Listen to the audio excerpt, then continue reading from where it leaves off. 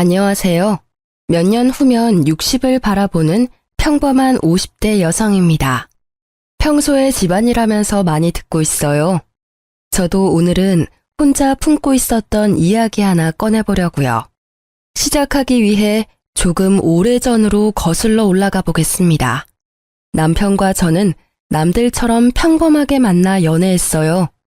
몇 년 만나다가 임신해서 자연스럽게 살림을 합쳤죠. 그런데 이상하게 남편은 연애 때도 자기 부모님 얘기를 별로 안 하더라고요. 제가 알고 있는 건 남편이 외동이며 홀어머니 밑에서 자랐다는 거였죠. 결혼식을 올리기 전 저는 남편을 키워주신 시모에게 인사를 드리고 싶었는데요. 남편은 나름 자신만의 상처가 많은지 질색하며 싫다고 하더군요. 제게 시모는 남이라 생각하고 살자고 말하는 남편에게 저는 도대체 어머니랑 무슨 일이 있었냐고 물었죠. 불화가 심했다며 대충 둘러대는 남편에게 그땐 더 캐물을 수 없었어요. 그래도 당신 어머니께서 혼자 열심히 키워주셨는데 결혼식에는 모시는 게 어때?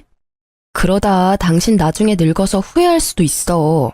만약 어머님이 자기한테 상처 주신 게 있다면 결혼을 계기로 풀 수도 있는 거잖아.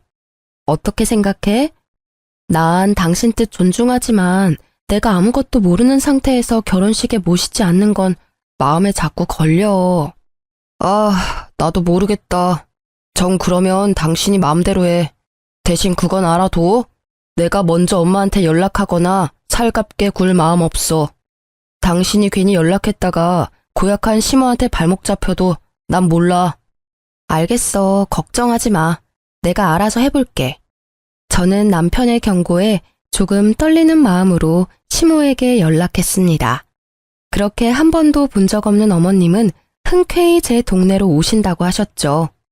카페에는 남편이 말했던 고약한 시모는 온데간데 없고 인자하신 분이 커피를 마시고 계셨어요. 안녕하세요. 전화드렸었던... 어머나 세상에. 참한 목소리만큼이나 얼굴도 예쁘네요. 이렇게 먼저 연락해줘서 고마워요. 어머님은 그대로 자리에서 일어나 저를 꽉 안아주셨어요. 긴 말을 나눠보지 않아도 따뜻하신 분이라는 걸 단번에 알겠더군요. 말씀 감사합니다. 그리고 죄송해요. 그 사람이랑 같이 오려고 했는데 일 때문에 함께 오지 못했어요. 우선 어머님 식사부터 하러 가시겠어요? 괜찮아요. 그런데 어쩌죠? 식사는 내가 시간이 안 돼서 미안해요. 나 또 금방 가봐야 하거든요. 내 아들이 먼저 연락하라고 했을 리는 없고 세희 씨라고 했나요? 정말 고마워요. 덕분에 이렇게나마 아들이 결혼한다는 건 알게 됐네요. 불러준 건 고맙지만 난 혼주석에는 못 앉을 것 같네요. 만약 시간이 된다면 세희 씨 웨딩드레스 입은 모습은 보러 갈게요. 어머님은 눈물을 훔치며 초대해줘서 고맙다고 하셨어요. 제 손을 잡으시곤 한참 우시다가 도장과 함께 통장을 불쑥 내미셨죠. 나한테 뭐 받았다고 내 아들한테는 절대 말하지 말아요. 세희 씨가 정말 도움이 필요할 때 그 돈 써요. 네? 아니에요, 어머님. 저 돈 받으려고 뵙자고 한 거 절대 아닙니다. 나도 알아요. 눈빛만 봐도 세희 씨 그런 사람 아니라는 걸 알겠거든요. 그러니 모르는 척 받아줘요. 내가 딸은 없지만 세희 씨가 꼭 내 딸 같아서 주는 거예요. 하나밖에 없는 아들이란 녀석은 이제 남과 다름없거든요. 어두워지는 시모의 얼굴을 보고 저는 두 모자 갈등의 골이 생각보다 깊다는 걸 깨달았어요. 제가 받은 통장에는 5천만 원이 들어 있었습니다.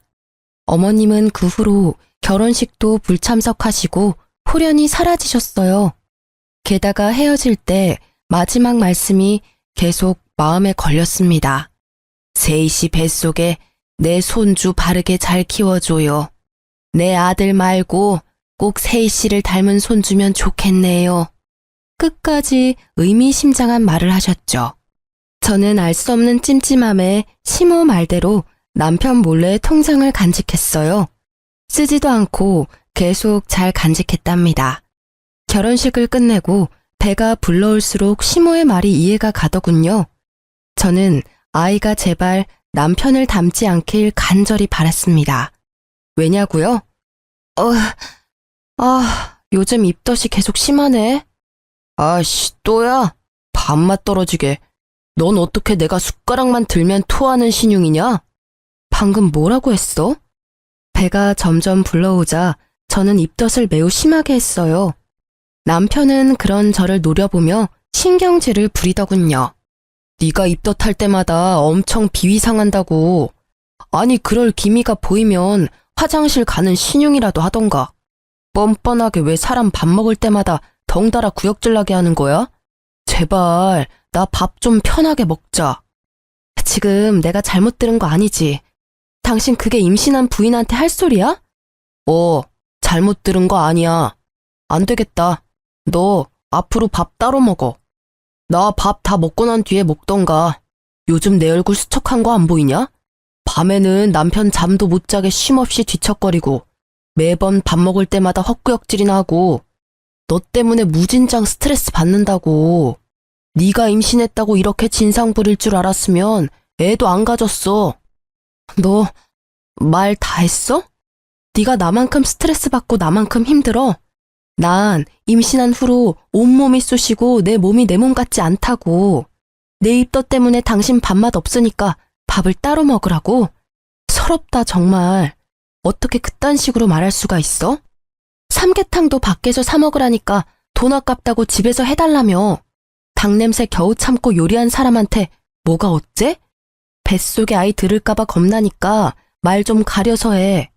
여자라면 다 하는 임신이 대수냐? 애 가진 게 뭐 그렇게 벼슬이라고. 그땐 임신 후 몸의 변화도 힘들었지만 결혼하고 변한 남편의 행동들이 저를 더 아프게 했네요. 입덧이 정말 심할 때는 과일만 먹을 수 있었는데요. 남편은 제가 과일 사다 놓은 거 보고도 짜증을 내더라고요. 난 과일 좋아하지도 않는데 뭘 이렇게 많이 샀어. 그나마 과일이 입덧 없어서. 네가 먹고 싶으면서 샀으면서 참 핑계도 가지가지다. 아니 내 입으로 들어가는 건 없는데 이게 다 얼마치야? 에이씨 돈 아까워 죽겠네. 생활비 좀 아껴 써. 밖에서 돈 버는 남편 호구로 보지 말고. 입덧한다고 하도 뭐라 하길래 과일 먹으면 좀 나아서 사놓은 거야. 아님 내가 굶을까? 굶기를 바라고 계속 그렇게 시비 거는 거지? 오버하지 마. 누가 굶으래? 가만 보면 너 나만 되게 나쁜 사람 만든다. 내가 언제 너한테 밥 먹지 말고 과일 먹으랬어? 난 단지 역겨우니까 따로 먹으라 했을 뿐이야. 역겨워? 야, 내가 바깥에서 임신하고 왔니? 내 뱃속 아이 너랑 나의 아이야.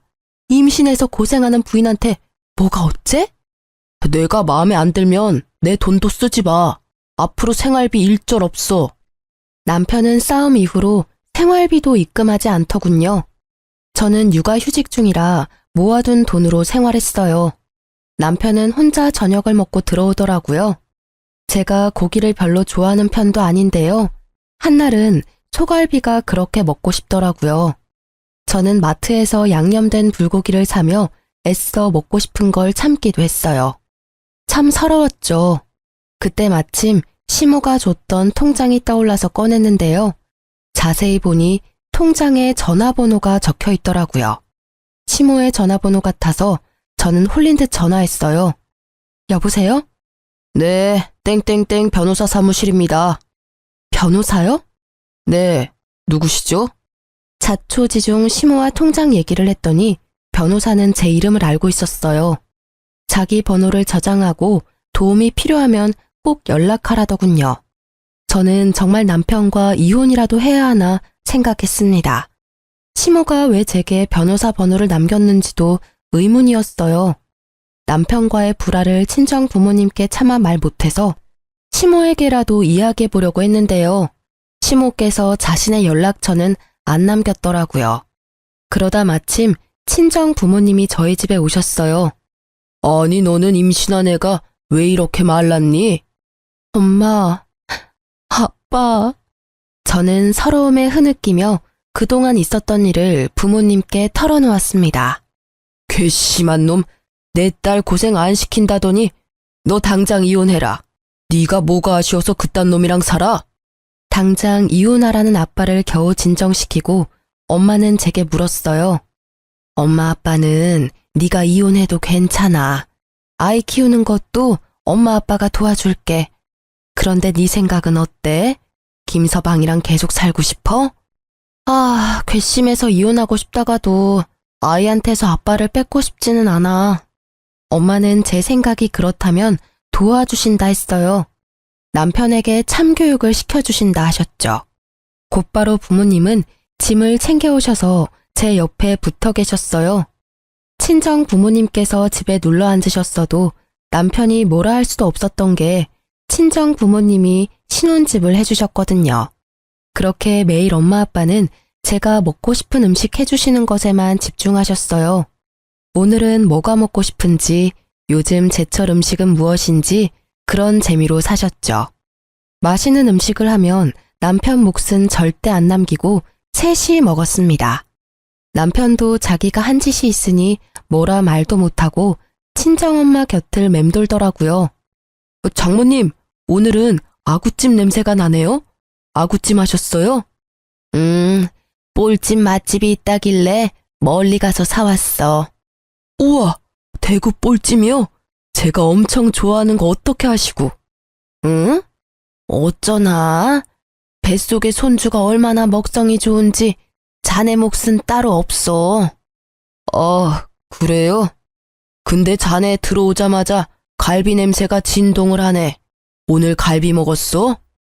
네, 저 오늘 회식했거든요. 자넨 세이가 갈비를 얼마나 좋아하는데 포장도 안 해왔나?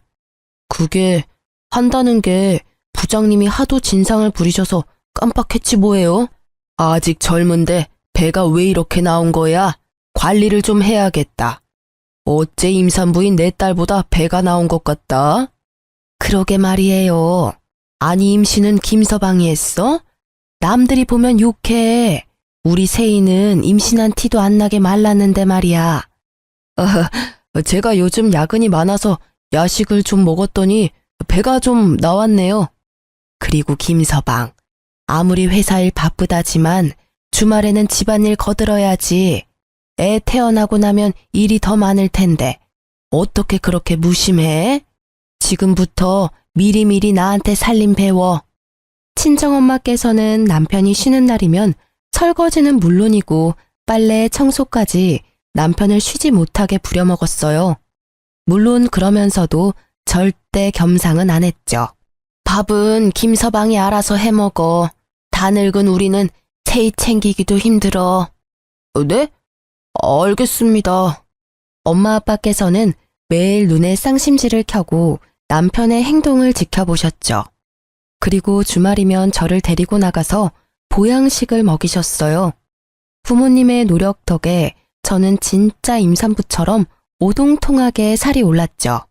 제 아들이 참 효자인 게 입덧도 시간이 지나니 싹 사라졌거든요.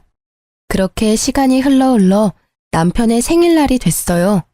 남편은 혼자 술에 취해 들어와서 꼬장을 제대로 부리더군요. 장인어른, 장모님, 정말 너무하십니다. 저도 이제 한 가족이라고요. 어떻게 맛있는 거 먹을 때만 항상 저를 배척하세요? 심지어 오늘은 저 생일이란 말이에요.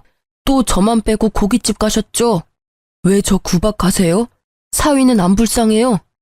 엄마께서는 차가운 물을 떠오셔서 남편 얼굴에 그대로 뿌리며 말하셨어요. 차가워. 어때? 찬물 세례받으니 이제 술이 좀 깨는가? 어디 어른들 앞에서 술 마시고 꼬장을 부려?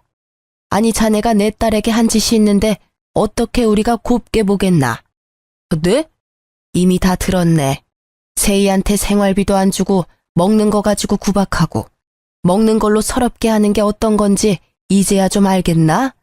세상에 부인이 입덧하는데 먹고 싶은 음식 구해주지는 못할 망정 밥을 따로 먹으라니 역겹다니 그딴 말을 해대? 게다가 생활비도 안 줘? 참나, 더 말할 필요도 없네. 이혼 도장 찍을 준비하게나. 우리가 사준 이 집에서도 당장 짐 챙겨서 나가고. 장인어른, 장모님, 제가 잘못했습니다. 제가 죽을 죄를 지었어요. 회사 일이 너무 힘들고 스트레스 받아서 잠시 정신 나갔었습니다.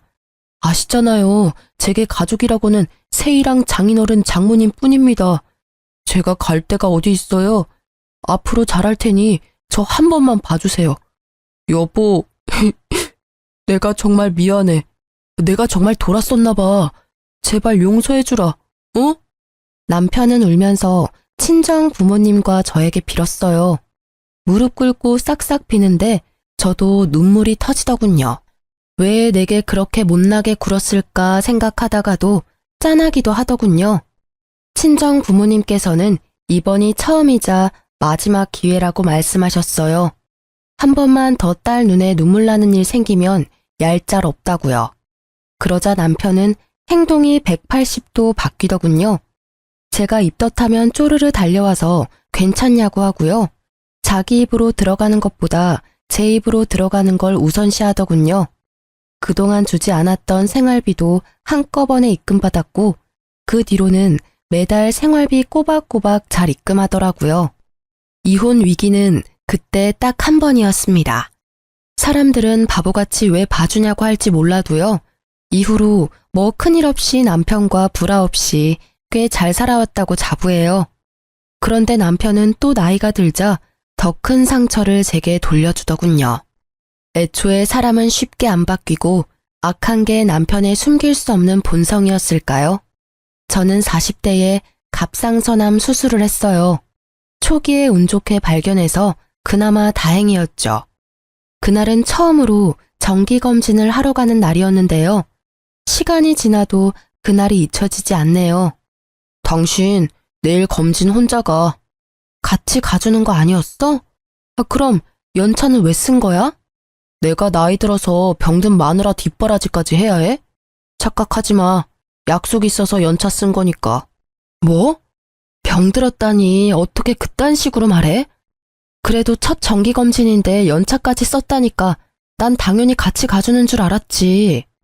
친정 부모님이 일찍 돌아가시고 제 보호자는 이제 남편이었거든요. 남편이 제게 남처럼 구니까 참 속상했어요. 그러고는 정말 저와 남이 되려고 하더군요. 이혼해. 뭐? 조금 다퉜다고 이혼 이야기를 꺼내는 남편을 보고 저는 허탈한 얼굴로 되물었죠. 아니, 이혼이라니. 갑자기 무슨 뚱딴지 같은 소리야? 이제 재영이도 다 컸고 나 너네 뒷바라지 할 만큼 다 했잖아. 남은 인생은 좀 편하게 쉬고 싶어. 나도 온전한 내 인생 살고 싶다. 황혼 이혼 다들 하잖아. 이혼하자. 여보, 왜 그래? 우리가 그렇게 나이 많이 먹은 것도 아니고 이제야 40 중반 바라보잖아. 근데 황혼 이혼이라니. 더군다나 재영이 아직 대학교 졸업도 안 했고 결혼도 안 했어. 당신 이혼 소리 나올 만큼 내가 힘들게 했던 거야? 아님 정말 내가 아팠던 것 때문에 나 버리려는 거야? 그것도 아니라면 혹시 나 몰래 바람이라도 났니? 바람 같은 소리 하네. 근데 솔직히 바람 피고 싶었어. 당신 매력 없어진 지 오래거든. 나도 남자야. 퇴근하고 집에 오면 웬 낯선 아줌마가 나를 반기는데 좋겠어? 너 아직 40대면서 자기 관리를 그렇게 못하면 어떡해? 5년 뒤, 10년 뒤에는 너 어떤 모습이겠니? 정말 기대도 안 된다. 게다가 살도 적당히 쪄야 볼륨감 있는데 당신은 아픈 후로 계속 볼품없이 말라가잖아. 나이가 들어도 자기 관리 잘하는 여자들이 얼마나 많은데 네가 병들었어도 예쁜 구석이 있으면 내가 이혼하자 하겠어? 지금 말 다 했어? 난 재영이 키우면서 당신 뒷바라지 누구보다 열심히 했어. 전망 있던 회사까지 관두면서 가족들 케어했다고. 그렇게 평생 살았는데 뭐가 어쩌고 저째? 됐고, 나 이번 달부터 생활비랑 학비 안 보낼 거니까 빨리 일 구해. 여보, 재영이 아직 의사 면허도 안 땄어. 나보고 뭐 어떡하라고. 아니면 네가 재영이 두고 당장 이 집에서 나가. 그럼 대학 졸업까지는 내가 시켜줄 테니까. 뭐? 집에서 당장 나가라니. 이 집이 당신 거야? 당연히 내 집이지. 자, 어떡할래? 내 제안 받아들일 거야, 말 거야? 그동안 살아온 정이 있으니 원룸 하나 정도는 얻어줄게. 대신 재영이한테는 네가 바람나서 나갔다고 말할 거야. 그래야 너와 내 연도 확실히 끊기고 재영이는 자연스럽게 공부 독하게 하겠지. 뭐? 내가 바람을 피다니 그게 말이 돼? 재영이가 믿을 것 같아? 아니, 그렇다 할 돈도 없고 직업도 없는 날 갑자기 내쫓으면 나보고 어떻게 살라고. 당신, 우리 부모님이 얼마나 잘해줬는데 이러기야? 지금 생각해보면 나 부모 없다고 너네 엄마 아빠가 나를 얼마나 잡았냐? 갑자기 분하네. 어우, 열받아. 제가 오열하는데도 남편은 눈 하나 깜빡이지 않더군요. 집에서 나가라고 남편이 대쪽같이 굴자 저는 망연자실했습니다. 우선 간단한 짐이라도 챙겨서 나가려고 하는데 갑자기 나타난 아들이 저를 붙잡았죠. 알고 보니 남편과의 개싸움을 처음부터 지켜봤더라고요. 엄마, 나가지 마요. 아빠가 엄마한테 어떻게 이러실 수 있어요? 재영아. 너 언제 왔냐? 설마 다 들었어? 아, 내가 얼마나 너 서포트했냐. 그쯤 하면 됐지. 난 네 나이 때 아무런 도움 없이 여기까지 왔어. 다 들었으니 일주일 안으로 둘 다 내 집에서 나가. 앞으로 남은 공부는 네 엄마한테 시켜달라 하고. 아버지, 설마 저 공부하는데 돈 많이 들어서 그러세요? 제가 아르바이트라도 해서 제 학비 벌게요. 저는 괜찮으니까 엄마랑 이혼은 하지 말아주세요. 부탁이에요. 불쌍한 제 아들은 무릎을 꿇고 남편에게 애원하더군요. 자기는 알아서 할 테니 엄마는 버리지 말라고요. 남편은 그 모습마저 냉정하게 외면하더군요. 야, 너도 참 이기적이다. 힘들게 일하면서 너 여기까지 공부시킨 건 나야. 어떻게 넌 네 엄마만 생각해? 나중에 너도 내 나이 되면 알 거다. 보잘것없는 마누라 먹여 살리느라 세월 다 보내서 내가 얼마나 지금 허무한지. 어떻게 엄마한테 그런 식으로 말씀하세요? 엄마는 뭐 아무것도 안 하시고 집에서 노셨어요? 아니잖아요. 남편에게 달려드는 아들을 말리며 저는 말했습니다. 그만. 아들, 괜찮아 엄마는. 당신도 그만 말해요. 이혼해 줄 테니까 더 이상 재영이 상처 주지 말라고요. 저는 억울함보다 아들이 받는 상처가 더 걱정됐죠. 남편은 한사코 바람이 아니라더니 몰래 전화를 뒤져보니 젊은 여자랑 바람이 났더군요.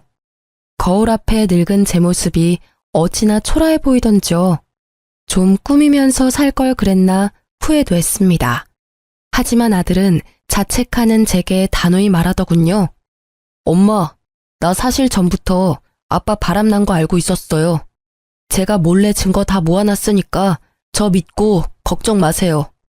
그 증거들이 이혼할 때 큰 도움 될 거예요. 그리고 저 꼭 의사 돼서 아빠 피눈물 흘리게 만들 거예요. 엄마 잘못 아니고 명백히 아빠 잘못이니까 자책하지 마세요. 학자금이랑 생활비는 대출받아서 공부하면 되니까 걱정 마시고요. 모질이 같은 저와 달리 똑똑한 아들은 이미 남편이 외도한 증거들을 다 모아놨더라고요. 이걸 모으면서 또 얼마나 상처였을까. 저는 또 가슴이 찢어졌죠. 아들, 학비랑 생활비는 걱정하지 마. 옛날에 친할머니가 주신 돈 있어. 엄마는 절대 네 아빠랑 쉽게 이혼 안 해줄 거야. 소송에서 받을 거 다 받아내야지. 가족 소중한 줄 모르는 네 아빠 꼭 벌받게 할 거야. 친할머니요? 한 번도 본 적 없는 친할머니 이야기에 아들은 놀라서 눈이 커지더군요. 저는 그런 아들 손을 잡고 변호사 사무실에 찾아갔습니다. 시무가 소개해줬던 변호사는 처음 연락했을 때 이후로 별일 없냐고 1년에 한 번씩은 꼭 연락이 왔어요. 연락이 끊기지 않아 다행이었죠. 아니, 어떻게 이렇게 증거 수집을 잘하셨어요? 통화 녹음 파일, 문자 내역, 카드 내역서 다 잘 준비해 주셔서 저는 뭐 할 것도 없겠네요. 저희 아들이요. 먼저 눈치채고 차곡차곡 모았더라고요. 저 변호사님, 잘 좀 부탁드립니다. 네, 저만 믿으세요. 아드님이 훤칠하고 바르게 참 잘 크셨네요. 할머니께서 걱정 많이 하셨는데 좋아하시겠어요. 저 할머니랑은 연락할 수 없나요? 왜 저희랑 연락 끊고 사셨대요? 사실은 지난해에 돌아가셨어요. 어머님 앞으로 건물도 하나 남겨놓으셨고요. 네? 제 앞으로요? 어머님은 이미 돌아가셨더라고요. 참 외로우셨을 텐데 연락 한 번 없이 혼자 가셨어요. 더 놀랐던 건 변호사에게 들어보니 시부께서도 결혼 당시에는 살아있었던 거예요. 남편 말고 제 이름으로 시부모님께서 건물을 남긴 이유가 궁금했어요. 변호사는 제게 편지를 내밀더군요. 아들과 함께 편지를 읽으며 경악했습니다. 결혼 당시 시부가 급하게 간이식이 필요했는데 남편이 이식해준다면서 흥청망청 돈을 쓰며 놀았대요. 그러고는 수술 당일 무섭다고 도망쳤다네요. 시부모는 부모니까 처음엔 그것마저 다 이해했답니다. 하지만 병든 부모는 필요 없다고 결혼식에도 못 오게 했다더라고요. 대신 죽기 전 유산은 미리 본인에게 결혼 선물로 달라고 하면서요. 짐승보다 못한 남편은 아픈 부인뿐만 아니라 낳아주고 길러준 부모까지 저버린 거죠. 애지중지 키워온 하나뿐인 외동아들이 그러니 시부모는 매우 충격이었다 합니다. 그러다 시부모는 결혼식에 오라고 찾아온 착한 예비 며느리가 고맙고 걱정되어 가지고 있던 건물을 제게 남기셨대요. 변호사에게 부모도 버리는데 조강지쳐 안 버린다는 장담 못한다 말씀하시면서요. 어떻게 이런 날들까지 시부모께서 예측하셨나 봐요. 결혼할 때 진작 집안 사정을 말해주시지 원망스러웠지만 이미 돌이킬 수 없는 일이니 저는 감사히 시부모의 유산을 받기로 했습니다. 남편의 실체를 알고 저와 아들은 남편을 평생 손절하기로 마음먹었죠.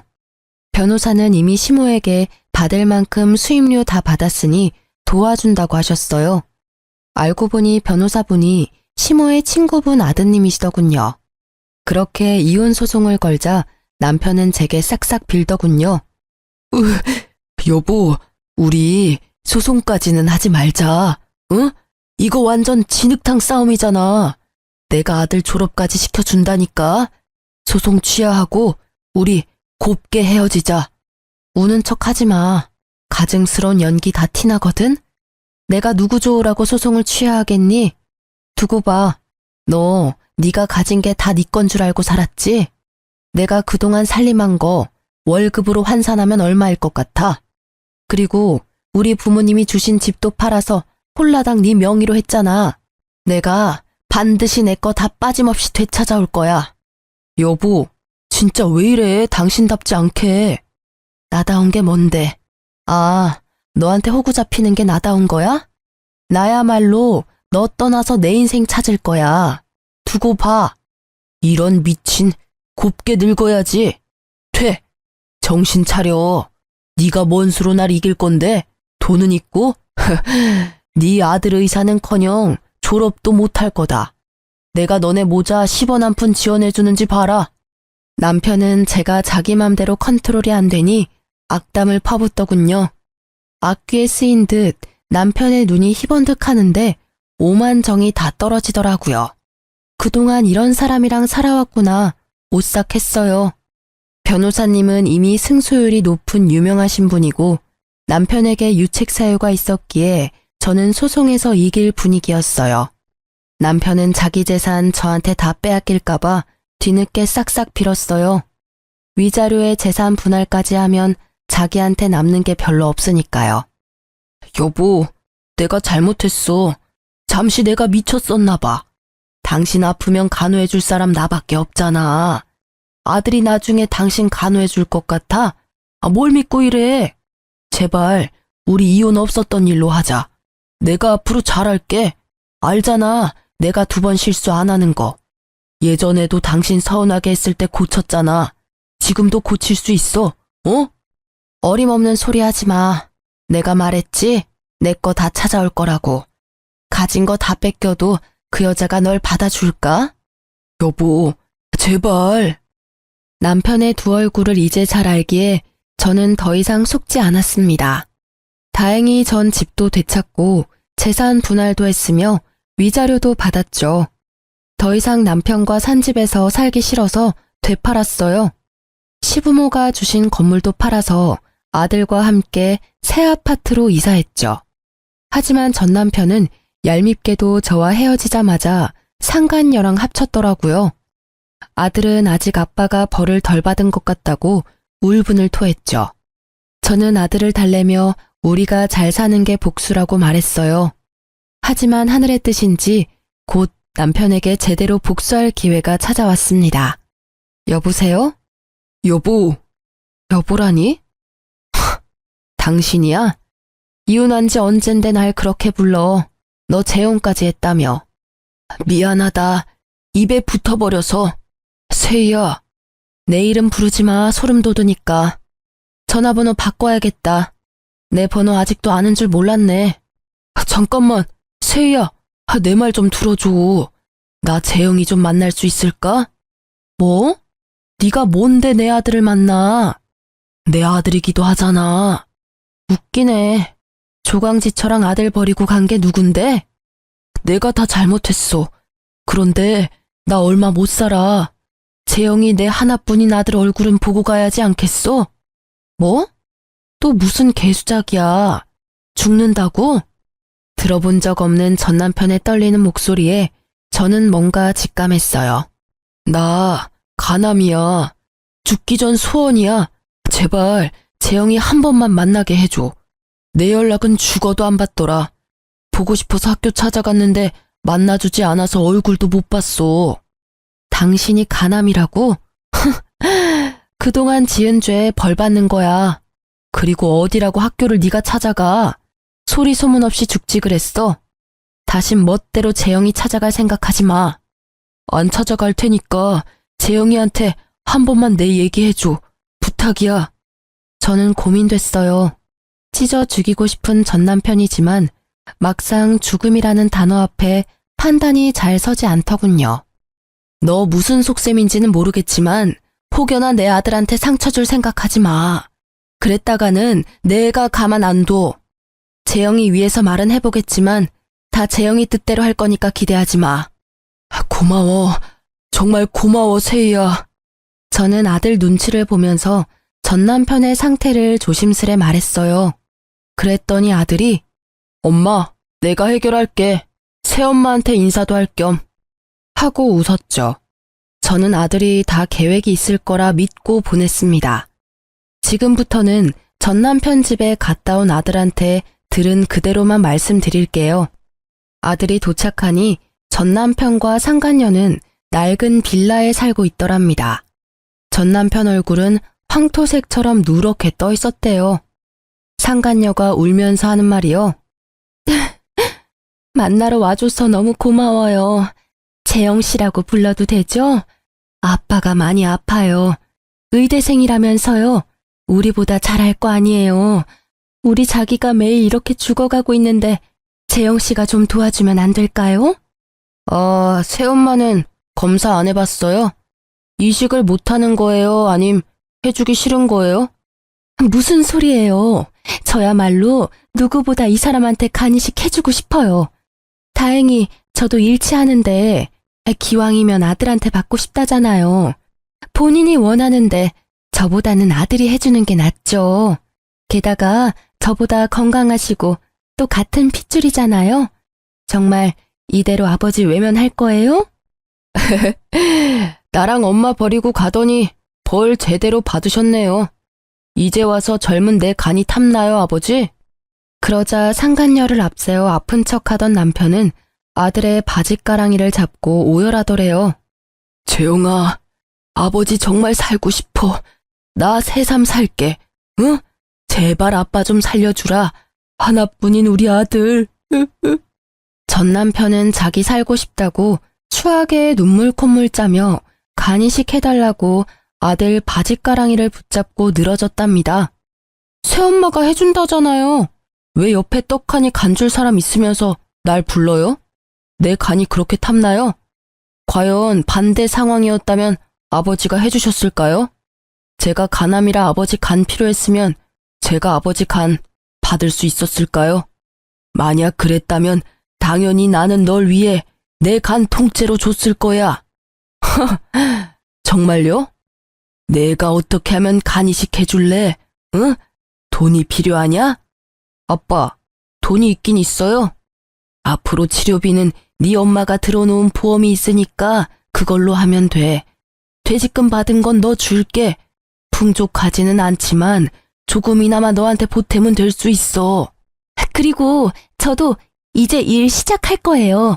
이제 제가 이 사람 곁에 평생 있을 거니까요. 우와, 평생을요? 아니, 병든 사람은 지금 버리고 도망가야죠. 아버지 사망보험금 많이 들어놨나 봐요? 새엄마가 쉽게 안 떠나는 거 보니까요. 그런 거 아니거든요. 저 이 사람 정말 사랑해요. 두 분 다 돈은 됐고요. 일단 어머니께 가서 허락을 좀 맡아야겠어요.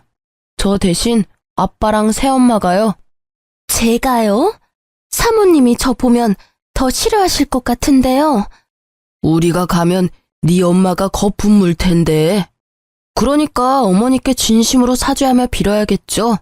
둘 다 지은 죄가 있잖아요. 그렇게 아들이 상간녀랑 전남편을 우리 집으로 데려왔어요. 조금 비싼 아파트라 상간녀와 전남편은 놀란 눈치였죠. 시부모가 남긴 줄도 모르고 전남편은 감탄하더군요.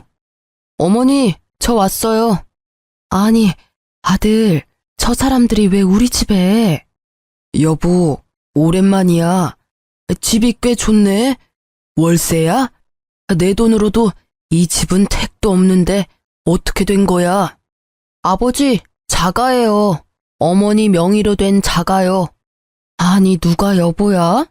네 여보는 지금 네 옆에 있는 저 상간녀 아니야? 상간녀는 열받았는지 얼굴에 열이 확 올랐더군요. 말씀이 지나치시네요. 저희 커플 이제 엄연히 부부 사이거든요. 커플? 부부? 웃기고 있다. 넌 조용히 있어. 전 남편은 상간녀에게 소리를 꽥 지르고는 제게 나긋나긋 말했어요. 예전 버릇 남 못 주더군요. 혹시 나 몰래 장인어른이랑 장모님이 당신에게 뭐 남긴 거 있어? 왜? 새 아파트 보니까 군침도냐? 됐고 여기가 어디라고 감히 니네가 들어와.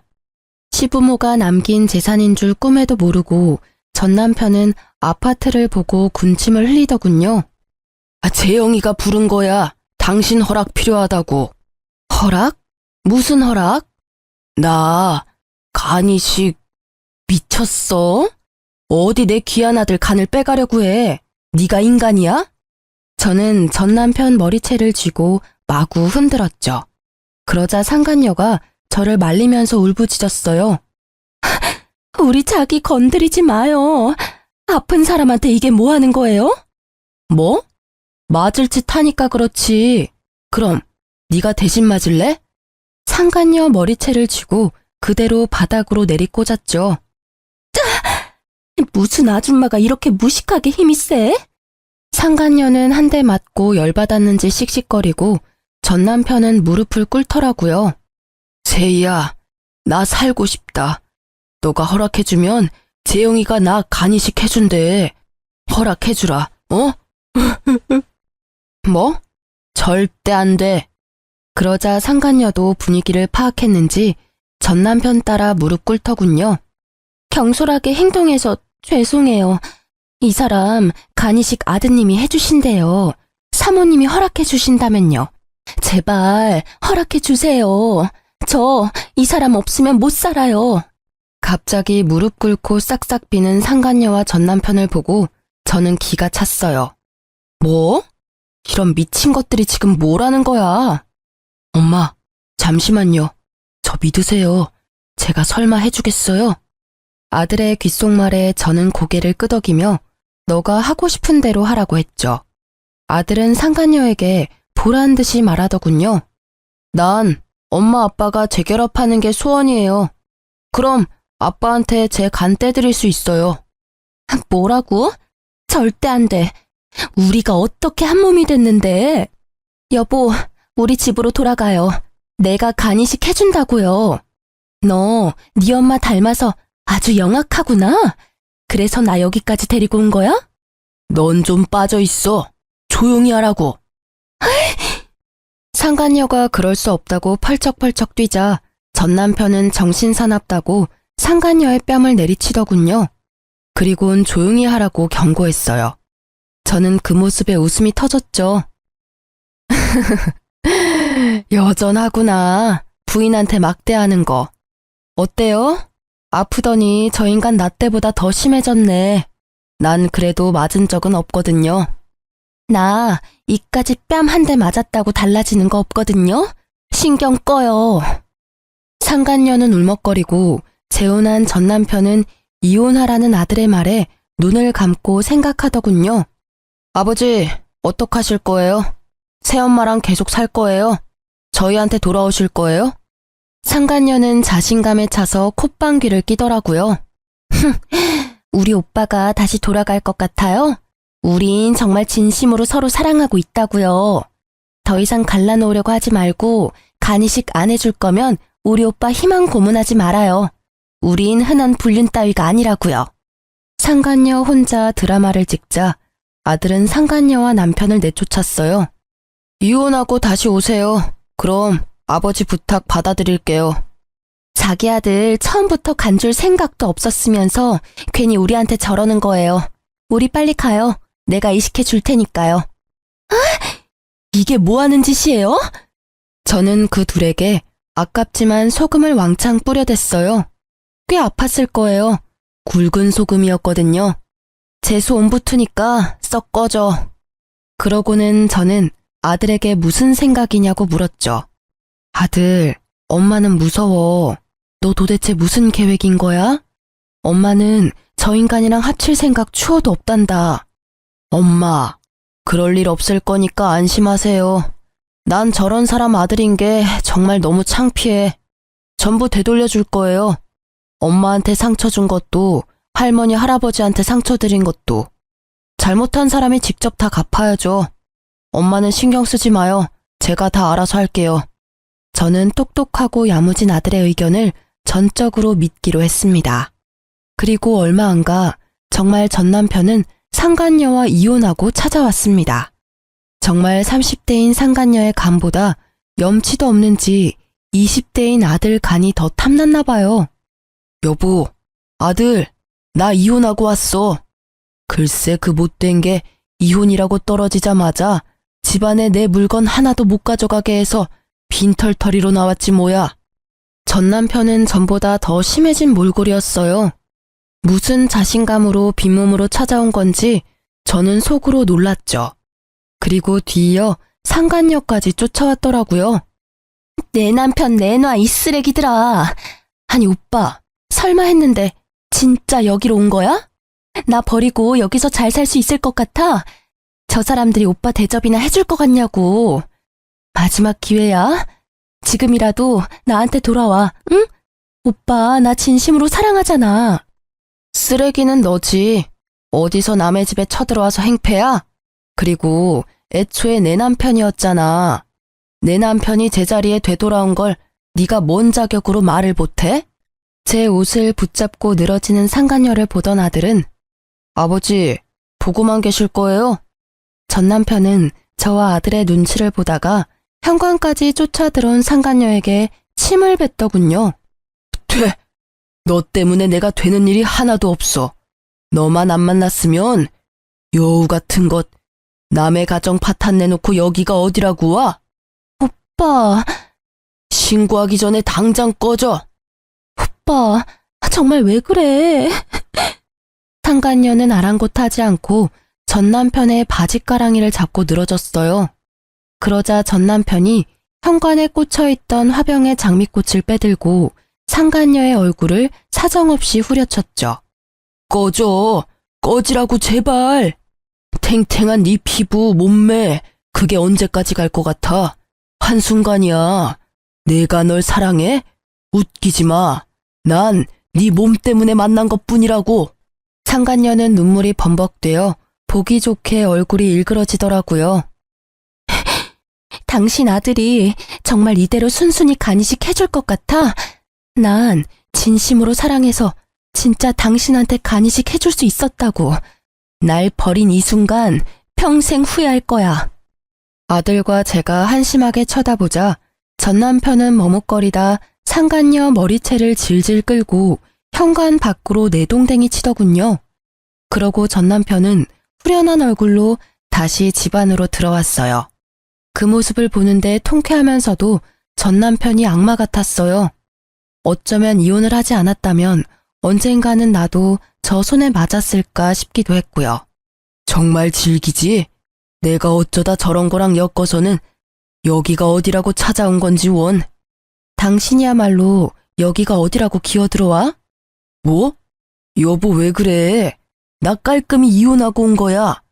엄마랑 나 재혼은 언제 하면 되겠냐, 재영아. 아무래도 수술하기 전에 하는 게 좋겠지? 아버지, 아니, 이제 아저씨라고 해야 되는 걸 자꾸 깜빡하네.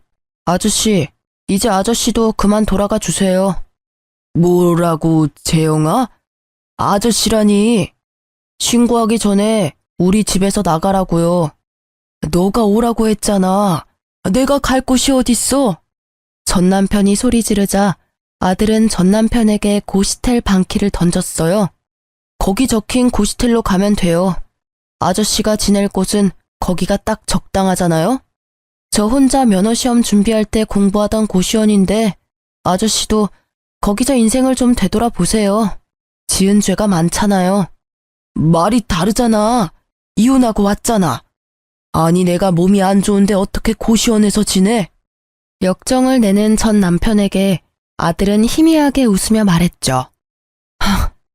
간이식은 이제 필요 없으신가 봐요? 거기 가 계시라고요. 전 남편은 눈에 핏발이 섰는데 아무 말도 못하고 고시원으로 떠났어요. 아들은 고시원도 한 달치 월세만 냈어요. 월세 문제로 전화 온 전 남편에게 아들은 직접 일해서 내라고 말했죠. 막노동 하세요. 하루 하면 10만 원은 거뜬하잖아요. 그리고 저 바쁘니까 전화하지 말아줄래요? 내가 몸이 이렇게 안 좋은데 어떻게 일을 하니?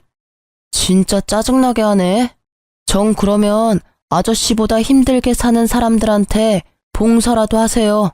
봉사활동하면 당분간 월세는 내줄 테니까요.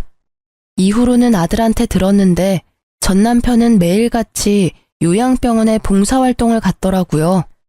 아픈 걸 숨기느라 비비크림까지 발라가면서요. 그리고 점점 불안한지 제게도 애원하더군요. 재영이 말이야, 나 간이식은 언제쯤 해주려나? 글쎄, 당신하기 나름이지. 요새 재영이 바빠.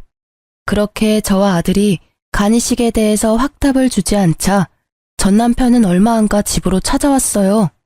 지금 날 놀리는 거야? 아니 도대체 언제 간이식 해준다는 거야? 와, 제가 아저씨 놀리는 거 진짜 이제 알았어요? 뭐? 너 이 새끼. 이혼도 한 번 해본 놈이 잘한다고 아주 두 번째 이혼은 뭐 고민도 없이 해버리셨네요? 어떡해요. 이제 혼인관계도 아니라서 그 상간녀가 아저씨한테 간이식도 못 해주는데. 이 악마 같은 자식아! 어디 내 귀한 아들한테 악마래. 악마는 너지 이 자식아. 똑똑한 제 아들의 계획에 전 남편은 개거품 물더라고요. 어떻게 자식이 부모한테 이래. 아무리 이혼을 했어도 말이야. 당신은 재영이가 저러는데 그냥 있었어? 내 얼굴 안 보여? 나 당장 내일 죽어도 안 이상한 상황이야. 아저씨가 할아버지한테 간 드렸으면 저도 그 효심 보고 배워서 간 드렸겠죠. 그런데 안 드리고 도망갔잖아요. 게다가 병들었다고 외면해놓고 나한테 악마라뇨. 악마는 당신이지. 뭐? 그걸 네가 어떻게 알아? 그땐 어려서 철이 없었고 난 단지 무서워서 그랬다고. 네, 아저씨. 저도 어려서 철이 없고 무서워서 간이식은 못 해드리겠네요. 이식 대기 순번 기다리세요. 언제 차례가 올지는 모르겠지만. 이런 미친. 화가 난 전 남편이 집에 있는 물건을 부수려고 들자 아들은 딱 한마디 했어요. 아저씨, 돈 있어요? 여기 물건들 다 비싼 거예요. 물어낼 돈 있냐고요. 너는 내 아들이야. 네 물건은 다 내 거야. 아들의 말에 전 남편이 발악하길래 저는 비웃으며 거들었어요. 당신 아들 거 아니야, 그거. 전부 다 내 거야. 그러니까 함부로 손대지 마. 당신이랑 나 남남이잖아. 그거 알아? 이 아파트 어머님이랑 아버님이 나한테 남겨주신 거. 뭐? 장인어른이랑 장모님이? 아니요. 제 친할아버지 친할머니가요. 당신이 버린 당신 부모님이 이렇게 될 줄 아셨는지 내게 재산 남기셨더라고. 에이, 내놔. 처음부터 내 거였네. 다 내 거야. 이 집도 네 간도 다 내놔. 전 남편은 정신을 잃고 날뛰고요. 미리 신고한 덕에 경찰들이 왔어요. 전 남편은 계속 짐승처럼 울부짖더라고요. 저는 아랑곳하지 않고 경찰들에게 침착하게 말했어요. 전 남편인데 갑자기 찾아와서 행패를 부리네요. 아프더니 정신까지 어떻게 됐나 봐요. 여기 있는 물건들 다 내 물건이고 이제 이혼한 남남이니 꼭 법적으로 책임 물어주세요. 아들 역시 전 남편에게 한마디 했죠. 아저씨, 장례식 때 봬요. 거기서는 마지막으로 아들 노릇 해줄 테니까요. 나중에 변호사가 시부모님이 남겨주신 재산은 오로지 제 몫이라고 하자 전 남편은 망연자실하더군요. 여보, 제발 나 불쌍하지도 않아? 한 번만 봐줘라. 내 아들이 저렇게 무서운 애였어. 나 너무 소름 돋아. 소름 돋는 건 당신이야. 그리고 당신 닮지 않아서 내 아들은 너무 바르고 착해. 너무 착하고 바르니까 참지 못하고 악한 당신 벌 주는 거잖아. 그렇게 전 남편과의 인연은 정말 거기서 끝이 났습니다. 더 이상 저희 집에 찾아오지도 않더군요. 자기 몸뚱아리 하나 치료할 돈만 들고 있는 전 남편은 제가 들었던 전 남편의 보험을 물어보더군요. 저는 당연히 이혼할 때 제가 들어놓은 거 다 해약했죠. 그것도 모르고 전 남편은 보험금을 어느 정도 탈 줄 알았었나 봐요. 만약 이혼 안 했더라면 보험도 해약할 일 없었을 텐데 말이죠.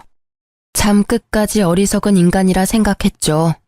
전 남편은 형편이 넉넉하지 않은데도 불구하고 살고자 하는 의지는 커 보였습니다.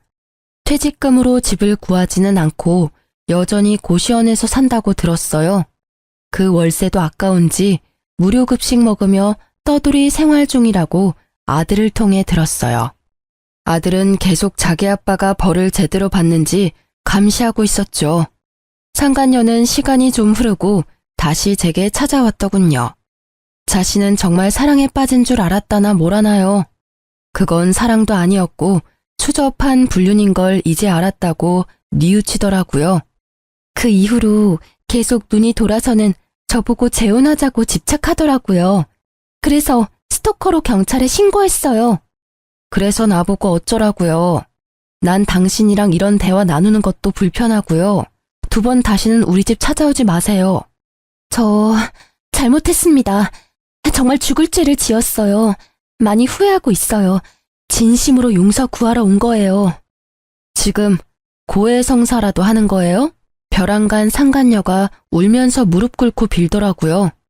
아드님께서 제가 가는 곳 어떻게든 찾아내서 자기 아빠랑 불륜을 저질렀다고 자꾸 소문내요. 제발 그만해 주시면 안 될까요? 저 정말 착하게 살게요. 저도 아직 젊어요. 이제 다 잊고 새삼 살고 싶은데 그쪽 아드님이 너무 무서워요. 저는 상간녀와 전 남편에게 하는 복수가 아직도 진행 중이라는 것에 조금 놀랐어요. 하지만 티를 내지 않고 상간녀에게 따끔하게 말했어요. 남의 눈에 눈물 흘리게 한 대가 아니겠어요? 그 정도로 엄살 떨지 마세요. 그만두더라도 내 아들이 내킬 때 그만두겠죠. 다신 찾아오지 마요. 한 번 더 찾아오면 나까지 합세해서 괴롭혀 줄 테니까. 상간녀는 말없이 봉투를 내밀었어요. 백화점 상품권 10만원권이 20장 들어있더군요. 약소하지만 받아주세요. 아니 이딴 걸 내가 받겠어요? 상품권을 꺼내 상간녀 얼굴에 뿌리자 상간녀는 고개를 못 들더군요. 떨어진 상품권들을 주워서 다시 봉투에 넣고 그 자리에 두고 뛰쳐나가더라고요. 저는 아들에게 상간녀가 찾아왔었다고 말했어요. 뭐? 엄마 미안해. 내가 해결할게요. 아들, 이제 그쯤 하면 됐어. 이제 아빠 관련 일은 손 뗐으면 좋겠다. 미워하고 벌 주는 건 이제 그만하자.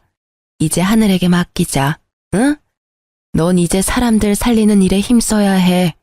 엄마는 네가 이런 가치 없는 일에 네 시간, 에너지 그만 쏟았으면 좋겠어. 엄마는 지금도 충분해. 너무 통쾌해. 그러자 아들 울면서 말했죠. 엄마, 정말 괜찮아요? 난 아직도 아빠, 아니 그 인간 죽이고 싶을 만큼 미워요. 엄마는 괜찮으니까 이제 그 마음 지우고 우리 삶 살자. 응? 그날 아들과 저는 부둥켜 안고 많이 울었습니다. 시간이 흘러 지금은 제 아들 어엿한 의사예요. 아직 인턴이지만 전 남편과 달리 정 많고 효심 깊고 봉사정신 투철한 의사죠. 이제 아들도 졸업하고 인턴 생활하고 저도 일주일에 한 번은 봉사활동하며 지내고 있습니다. 그 외의 나머지 시간은 온전히 저를 위해 보내고 있어요. 아들한테는 괜찮다고 했지만 불쑥불쑥 남편에 대한 미움과 원망이 올라올 때가 있거든요. 한이라는 게 정말 무섭죠. 밥 한 끼 대접한 적 없던 시부모님께서 아들과 저를 살렸어요. 그 은혜에 보답하기 위해 잘 살려고 노력하고 있습니다. 전 남편은 부모에게 지은 죄로 천벌을 받는 거라 생각합니다. 오늘 내일 하고 있거든요. 간 이식자가 나타나면 새로운 삶을 사는 기회인 것이고 안 나타난다면 그게 하늘의 뜻이라 생각합니다. 여러분, 착하게 살아야 복이 와요. 누구든 남에게 상처 주는 삶을 살지 말아야 합니다. 앞으로 저도 남은 삶 은혜 베풀며 살게요. 긴 사연 들어주셔서 감사하고요. 모두 행복하세요.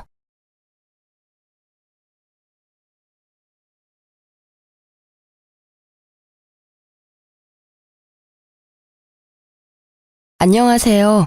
저는 애 하나 있는 30대 지방에 살고 있는 돌싱녀입니다. 제 이혼 스토리를 말하면 주변 사람들이 모두 신의 한 수였다고 할 만큼 절묘한 타이밍이었기에 이렇게 글을 쓰게 됐어요. 저와 남편은 소개팅으로 만났습니다. 첫인상은 나쁘지 않았고 두 사람 사이에 공통점이 많았기에 더 잘 맞았던 건지도 모르겠네요. 그중 하나가 양가 아버님들이 일찍 돌아가셨다는 거예요. 그래서 서로의 집안을 소개할 때는 마음이 덜 불편했던 것도 사실이었어요. 친정 어머님은 남편이 박봉에 야근이 많은 직업이라는 걸 탐탁지 않게 생각했지만 단 한 가지, 주식을 하지 않는다는 점을 높이 샀습니다. 저희 아버지가 주식으로 다 잃고 건강까지 잃어 일찍 돌아가셨거든요. 그 탓에 일하며 어린 저를 키워야 했던 친정엄마는 주식 투자는 하지 않겠다고 꼭 약속해달라고 했어요. 남편은 그 당시만 해도 주식 같은 건 모르는 터라 걱정하지 말라며 호언장담을 하고 저희는 결혼식을 올렸습니다. 지방이라 집값은 그리 부담스럽지 않아 작은 평수의 아파트를 대출을 껴서 자가로 구입했습니다. 제 집이 있다는 것만으로도 벅찼던 우리는 조금 힘들겠지만 5년 안에 빚을 갚자고 생각하고 있었어요. 이때가 제 결혼 생활 중 가장 기쁘고 행복했던 시절이 아닌가 싶어요. 집에 들어갈 벽지, 바닥재, 싱크대며 인테리어를 고민하면서 즐거운 시간을 보냈죠. 그렇지만 하지 말라고 하면 더 하고 싶은 게 사람 마음인가 봐요. 결혼한 지 얼마 지나지 않아 남편이 가상화폐에 빠지게 됐다는 걸 알게 됐거든요. 집 대출금이 빠져나가야 할 날짜에 집 대출금이 빠져나가지 않았더라고요. 남편 월급이 생활비 통장으로 들어와서는 거의 대부분이 다시 남편 명의의 다른 은행으로 들어갔더라고요. 이상하다 싶어 남편이 퇴근할 때까지 기다렸어요. 자기, 집 대출금이 빠져나가지 않았던데 어떻게 된 거야? 월급이 들어왔다가 거의 대부분이 다른 은행으로 빠져나갔던데 혹시 뭐 쓸 데 있는 거야? 일단 급해서 내 돈으로 넣어두긴 했는데 진짜 무슨 일 있는 건 아니지? 어? 그거?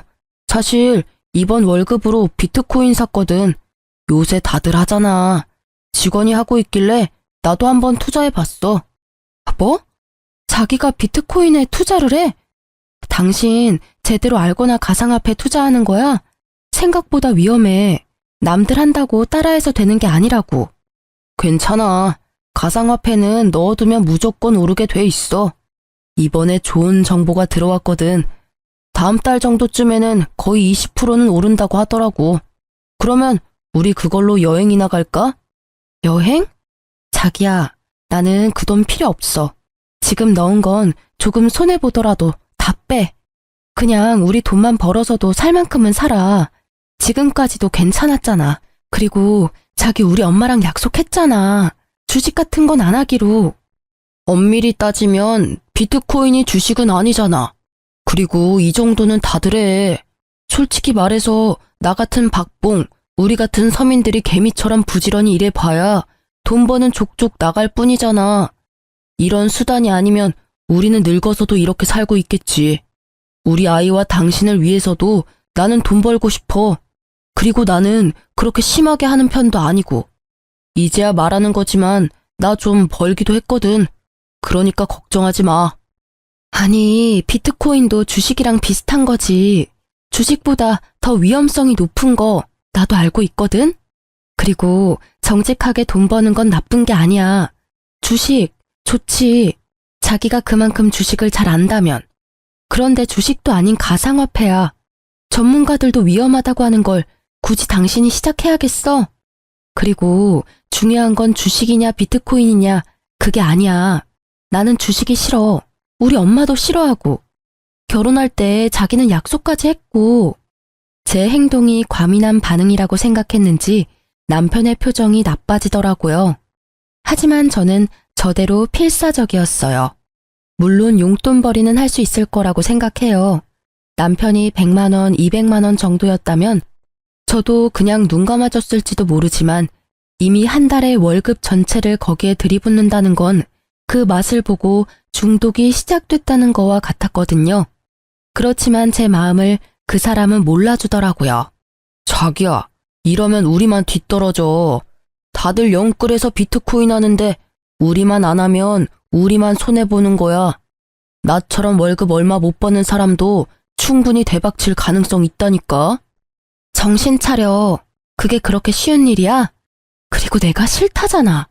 나는 그렇게 돈 버는 거 싫어. 솔직한 말로 10,000원짜리 한 장도 주식에 쓰고 싶지는 않아. 그냥 일한 만큼 돈 벌면 우리도 괜찮게 살 수 있어. 일한 만큼 돈 벌면 나가는 게 반이야. 그리고 우리 애도 태어났는데 애를 위해서라도 더 돈을 벌어야지. 언제까지고 이렇게 소처럼 일만 하면서 남들 눈치 보면서 살아. 가상화폐로 돈 벌어서 떵떵거리며 살아야지. 그렇게 쉽게 돈 벌 생각을 하는 게 문제라는 거야. 정직하게 번 돈은 거짓말을 안 해.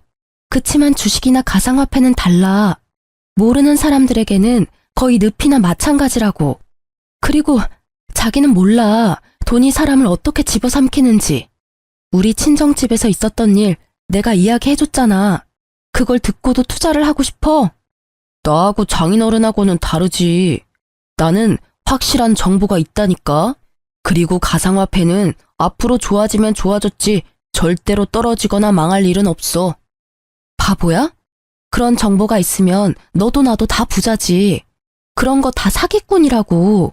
자기는 뉴스도 안 봐? 그리고 가상화폐만큼 애매모호한 것도 없어. 전문가들이 바보니? 그 사람들 경고는 안 봐? 나는 지금 코인이 잘 되고 있다고. 그래서 당신한테 말하고 있는 거야. 수익률이 잘 나오니까 월급까지 넣는 거고. 난 잘 되고 못 되고 간에 그냥 당신이 월급을 모조리 코인에 넣는 게 싫은 거라고. 내 말이 이해가 안 돼? 됐어. 자기랑 이야기하는 게 벽이랑 이야기하는 거랑 똑같아. 그냥 이쯤 하자. 대출금은 내가 엄마한테 빌려서라도 넣을 테니까. 코인이 잘 되는데 시어머니한테 왜 돈을 빌려? 코인 잘 됐다며? 그럼 코인 팔아. 그거 팔아서 대출금 당장 넣어놔. 시모에게 돈을 빌리려는 정신 나간 남편의 행동에 저는 놀라서 소리를 쳤어요. 궁시렁거리는 남편은 팔고 싶지 않은지 머뭇거리다가 어디론가 전화를 걸었습니다. 엄마, 난데 돈 좀 빌려줘. 미쳤어, 진짜? 저는 얼른 남편 폰을 빼앗아 시모에게 말했습니다. 어머님, 죄송해요. 별일 아니니까 끊으셔도 돼요. 야, 폰 뺏어가면 어떡해. 그리고 지금 흐름 좋아서 당장 못 뺀다고. 그렇다고 어떻게 시어머니한테 돈을 빌려달라고 할 수가 있어. 당신 생각이 있어? 도대체 이게 무슨 소리야? 차분히 이야기 좀 해봐라. 왜 돈을 빌려달라는 거야? 결국 시모의 물음에 저는 남편이 벌인 일을 이야기할 수밖에 없었어요. 시모가 남편을 말려줄 수도 있다는 생각을 잠시 했거든요. 물론 제가 잘못 생각한 거였지만, 남자라면 주식도 할 수 있지. 안 그래? 다 제 가족을 위해서 하는 일이지 않니? 네가 이해해. 그렇다고 큰 돈으로 하는 것도 아닌데 왜 이렇게 호들갑을 떠는지 나는 모르겠구나. 어머님, 큰 돈 작은 돈이 중요한 게 아니에요. 월급의 거의 대부분을 가상화폐에 쏟아붓는다고요. 그거야말로 잘못된 거죠. 무슨 일이든 미천이 있어야 하잖니. 그거라고 생각하면 네 마음도 조금 편하지 않을까? 무조건 남편 탓만 하지 말고 너도 잘 알아봐. 어머님, 주식은 절대 안 된다고 저희 엄마랑 이이랑 찰떡같이 약속했어요. 그런데 이렇게 주식에 손을 대다뇨. 그래서 애까지 낳았는데 이런 일로 이혼하게? 내가 언젠가 한 번은 말하려고 했는데 사돈도 그렇고 너도 그렇고 둘 다 그렇게 융통성이 없어서 어떡하니? 결혼 전에도 난리더니 아주 남편을 잡겠다 잡겠어. 그리고 네 남편이 바보도 아니고 주식으로 큰 돈 날릴 사람처럼 보이니? 작은 돈으로 용돈벌이나 하려는 거겠지. 저는 그 말에 어이가 없었지만 일단 잠자코 들었어요. 우리 부부의 일에 시모까지 끼이면 일이 커질 것 같았거든요. 제가 받지 않겠다고 하는데도 시모는 결국 남편의 계좌로 돈을 붙여주겠다고 하고 전화를 끊었습니다. 결국 시모의 돈을 빌릴 수 있게 된 남편은 싱글벙글이었어요. 저놈의 머리털을 쥐어 뜯어서라도 코인을 말리고 싶었던 저는 친정엄마를 구원투수로 부르기로 했어요. 엄마, 김서방이 비트코인 투자한대. 어떻게 좀 말려봐봐.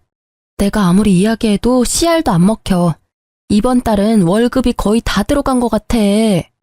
아이고, 김서방 바꿔봐라. 내 단단히 일러둘 테니까. 남편은 제 전화에 기겁을 하고 나를 바라봤습니다. 저는 이렇게라도 남편의 생각을 돌리고 싶었기에 전화를 건넸어요.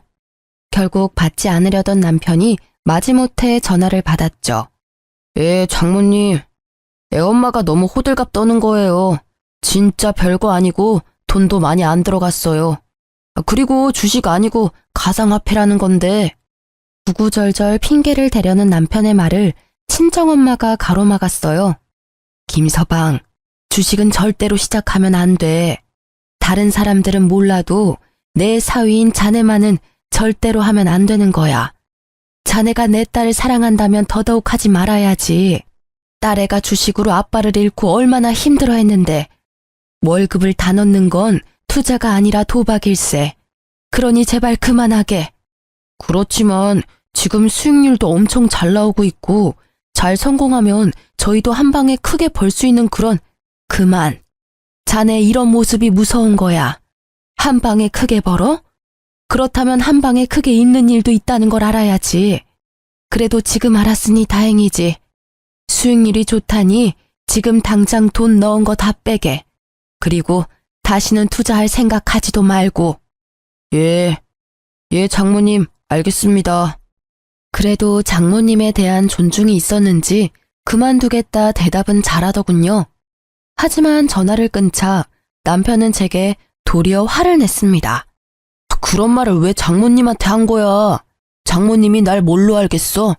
약속이나 깨는 놈으로 생각할 거 아니야? 그럼 아냐? 지금 약속이나 깨는 사람이 됐잖아. 월급을 어떻게 다 비트코인에 투자를 해? 나 육휴 중이라 월급도 반으로 줄었어. 이 와중에 생활비까지 줄어들면 쌀밥만 먹고 살래? 어? 우리 애를 좀 봐. 잘 먹고 잘 놀아야 할 이 시기에 돈 없어서 굶으면 보기 좋니? 왜 또 그렇게 이야기를 해? 어차피 이유식 기간 동안에 뭐 그리 많이 먹는 것도 아니구만. 이제 1살도 안 된 애가 뭘 안다고 이것저것 다 해주려고 해. 지금 좀 부족하게 살아도 좀 있으면 돈 더 벌 수 있다니까? 말이 안 통하네. 돈을 더 벌지 더 잃을지 어떻게 알아? 네가 신이니? 뭐라도 돼? 됐고, 이렇게 돈 벌어서 쓸데없는 일에 쓸 거면 내가 복귀해서 돈 벌게. 자기는 육아휴직 쓰고 집에서 애나 봐. 육아휴직 쓰면 월급 팍 줄거든? 월급 줄라고 그러는 거야. 내가 돈 벌면 내가 알아서 생활비 꾸리면 되는데 자기가 돈 벌면 생활비는커녕 대출금까지 비트코인에 다 투자할 것 같으니까. 그리고 내가 생활비 관리할 거니까 자기 육아휴직 급여 통장은 우리 생활비 통장으로 들어오게 해줘. 지금처럼 그냥 생활비만 넣을게. 대신 나머지 돈으로 나도 쓸 수 있게 해줘야지. 이렇게 막는 게 말이 돼? 누가 뭘 막아? 생활비 통장으로 사고 싶은 거 사. 대신 현금 출금이나 송금은 안 돼. 그런 내역 있으면 당장 생활비 통장도 못 쓰게 막아버릴 거니까. 대출금 갚아야지. 그거 못 갚으면 우리 큰일 나. 결국 남편은 육아휴직을 쓰기로 하고 생활비 통장을 제가 관리하게 됐어요. 한동안은 육아로 바빠서 그런지 아니면 반성을 한 건지 비트코인에 대한 이야기는 하지 않더라고요. 생활비 통장도 깨끗하고요. 그래서 마음을 놓았는데 여전히 불안하기는 했어요. 제 버릇 남 못 준다고 한번 돈에 맛을 들인 남편놈이 다시 코인을 찾을까봐 매의 눈으로 남편을 지켜봐야 했어요. 그렇게 시간이 지나면서 점점 남편이 정신을 차렸다고 생각하고 있었어요. 그렇지만 평화로움은 그리 오래가지 못했어요. 3달 정도 뒤부터 남편은 경조사비를 자주 요구하기 시작했어요. 처음에는 친구 결혼식, 그 다음은 돌잔치, 장례식 등등 갑자기 밀어닥치듯 경조사가 줄줄이 있더라고요. 경조사비야 저희도 다 돌려받을 거라는 생각이 있었기에 아낌없이 내어주었는데 이게 여러 건이 되니까 약간 쎄한 기분이 들더라고요. 그러던 중 시모에게 전화가 왔어요. 예, 오늘 내가 다른 사람이랑 부딪혀서 그 사람 스마트폰을 망가뜨리게 했지 뭐니. 내가 목돈이 없어서 그러는데 돈 좀 빌려주면 안 되겠니? 물어보니까 신형폰이라서 300만 원 정도 한다는데. 네?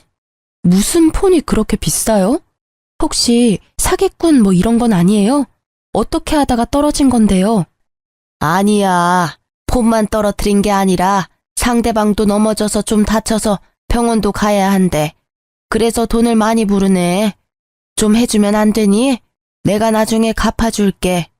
저는 시모의 말에 뭔가 의심스러웠지만 대놓고 의심할 수도 없어 일단 돈을 먼저 붙여주었어요. 이상한 마음이 들었지만 시모가 다친 게 아니라면 다행이라는 생각도 들었고요.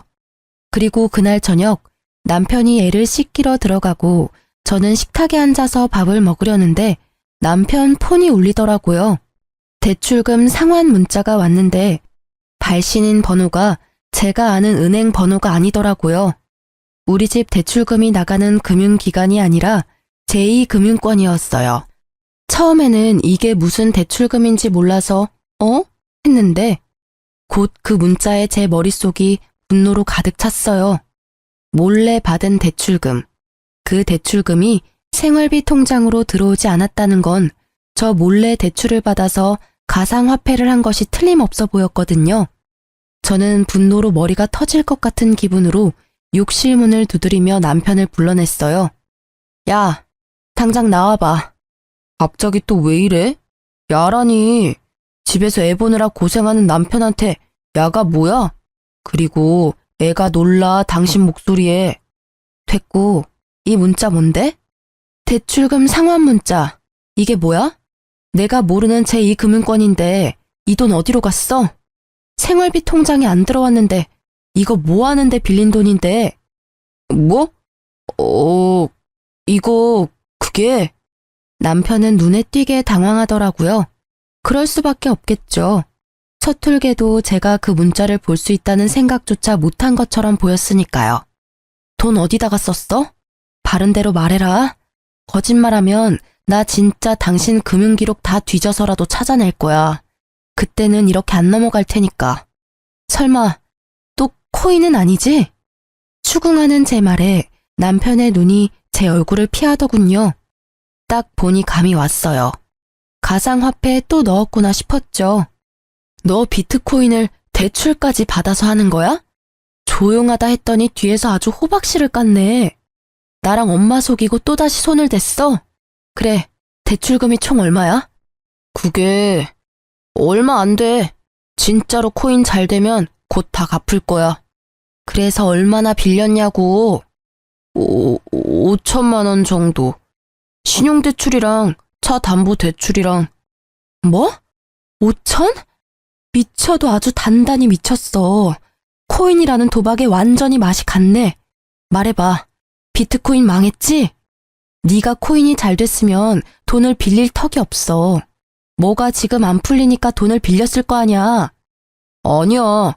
처음에는 수익률이 좋았는데 요새 좀 나빠지고, 근데 그게 원래 나빴다 좋았다 하는 거라 좀 놔두면 또 오를 거야.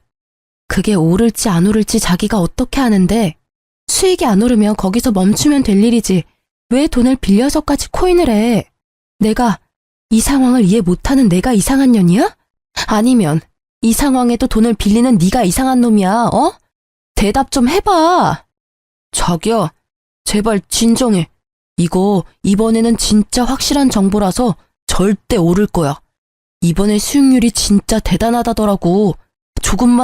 조금만 더 버티면 돼. 나 코치해주는 사람이 좀만 버티면 된다고 했거든. 아니, 난 못해. 그리고 너한테 코치해준다는 사람들이며 확실한 정보들이며 설마 카톡 주식 리딩방 뭐 이런 데서 얻는 거야? 설마 거기에다가도 돈 낸 건 아니지? 정보를 어떻게 공짜로 얻을 수가 있어. 그 정도 확실한 정보면 돈을 좀 내서라도 받아야지. 그 사람들 수익률 보면 당신도 놀랄 거야. 진짜 소액으로 지금 거의 억대 돈을 벌었는데 다들 통장으로 증명하고 난리라니까. 뻔뻔한 건지 멍청한 건지 분간이 안 되는 남편의 말과 행동에 결국 저는 터져버리고 말았습니다. 야, 정신 안 차릴래? 그 사람들 다 사기꾼이라고 했지. 소액으로 억대 돈을 벌어. 그거 다 다른 사람들 등쳐먹고 받아낸 돈이라고. 네가 바보야? 등신이야? 어떻게 그런 사기꾼들한테 낚여서 몰래 대출까지 받냐고. 사기꾼 아니라고. 그 방에 있는 사람들 중에 나보다 먼저 들어온 사람들 다 돈 벌었어. 다들 통장 증명하고 난리 났다니까. 그거 다 바람잡이들이잖아. 됐어. 다 됐으니까 마지막 경고야. 다 제자리로 돌려놔. 나는 일단 지금 너한테 실망했고 네가 코인 중독이라고 생각해. 이 결혼 생활을 잘해나갈 자신이 없어졌으니까 네가 결단 내려. 이거 다 제자리로 돌리고 원래 살던 것처럼 우리끼리 소박하게 살 건지 아니면 처자식 담보로 대박 노리면서 한탕주의 할 건지. 제 말에 대답을 하지 않고 입을 꾹 다문 남편의 고집이 느껴져서 저는 실망과 함께 체념의 마음을 안게 됐어요. 며칠 동안 말도 하지 않고 있던 우리 부부의 일을 어떻게든 해결하기 위해 저는 남편과 함께 시모를 찾아가기로 했어요. 남편이 대출까지 해서 코인을 한다는 걸 알면 시모가 말려줄 거라고 생각했거든요. 부모라면 말려주겠지. 그렇게 생각했는데 저의 그 생각 자체가 다 부질없는 짓이었지만요. 어머님, 저 이대로는 못 살겠어요. 이 사람 대출까지 받아서 비트코인 하고 있어요. 제발 좀 말려주세요. 예? 그게 왜 잘못된 거니? 나는 도리어 네가 더 이해가 안 가. 저번에도 말했지만 다 가족 잘 되라고 남편이 하는 일인데 너는 아내가 돼서 남편이 하는 일을 도와주지는 못할 망정 하는 일마다 망치고 있으면 어떡해? 대출 받아서 코인을 하는 게 뭐가 그렇게 잘못된 거야? 제대로 벌고 있고 원금만 가지고 있으면 큰 문제 없는 거 아니니? 어머니, 모르시는 말씀이세요. 주식이나 투자는 남는 돈으로 하는 거예요. 이렇게 있는 돈 없는 돈 다 끌어모아서 하는 건 중독이나 마찬가지라고요. 남의 돈, 공짜 돈 버는 게 얼마나 힘들고 무서운 일인지 모르세요? 다들 그렇게 벌고 있잖니. 그리고 위험하다는 걸 알고 있으니 전문가들하고 같이 하는 거겠지. 내가 해보니까 그게 도박이 아니라 건전한 주식이던데. 설마 어머님도 코인 하시는 거예요?